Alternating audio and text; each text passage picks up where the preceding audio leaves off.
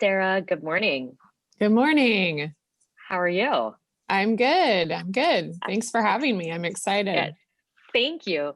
And welcome back. And as you know, our visitors remember that your specialty is pelvic floor. And I just want to kick off by asking you, what is the pelvic floor? What does it do? How does the pelvic floor change? Tell us a little bit about that. Yeah, so pelvic floor is kind of the generic term for all the muscles in the base of the pelvis. There are about 16 muscles in that little group, and they work as a functional unit. So their job is to provide you with spinal and pelvic stability. They connect in with the hips as well. So they're part of the hips have a play in pelvic floor and vice versa. And then they work for keeping you from leaking urine or stool and letting you empty your bowel and bladder normally too. So not just about not leaking, but also about keeping you from getting constipated or having urinary retention. And then they also have a function to support all of our pelvic organs. So in women, the bladder, uterus, and rectum, and then in men, bladder and rectum and prostate. And then their last kind of important function is to do like venous and lymphatic return through the pelvis. So if those muscles are really weak or really tight, you may see some a little bit of swelling in kind of like genital area, lower abdominal area, because that isn't able to kind of flush that fluid back from the legs into the general circulation. So interestingly, like I think we all think, if you pee when you sneeze, that our pelvic floor is weak. But, obviously there's a lot of other things that make that the pelvic floor does or doesn't do.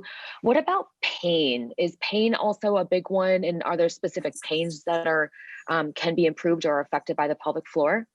Yeah, absolutely. So a really common complaint, if there is an issue with pelvic floor, is pain with well woman exams or pain with intercourse. A lot of times pain with urination or bowel movement.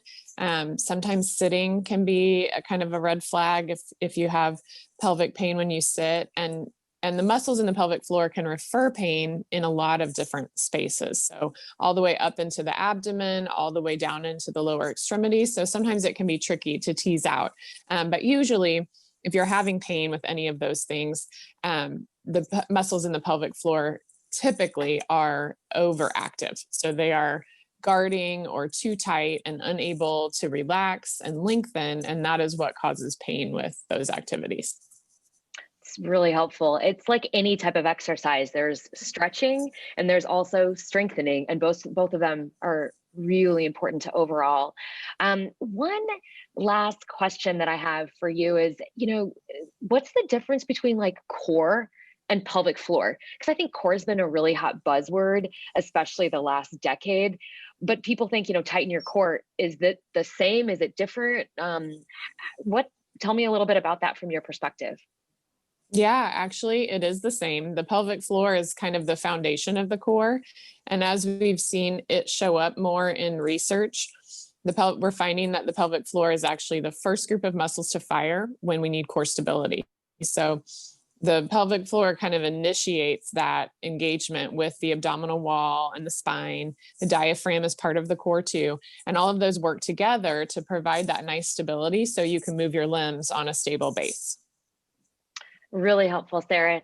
Thank you so much for joining us and talking a little bit about your pelvic floor.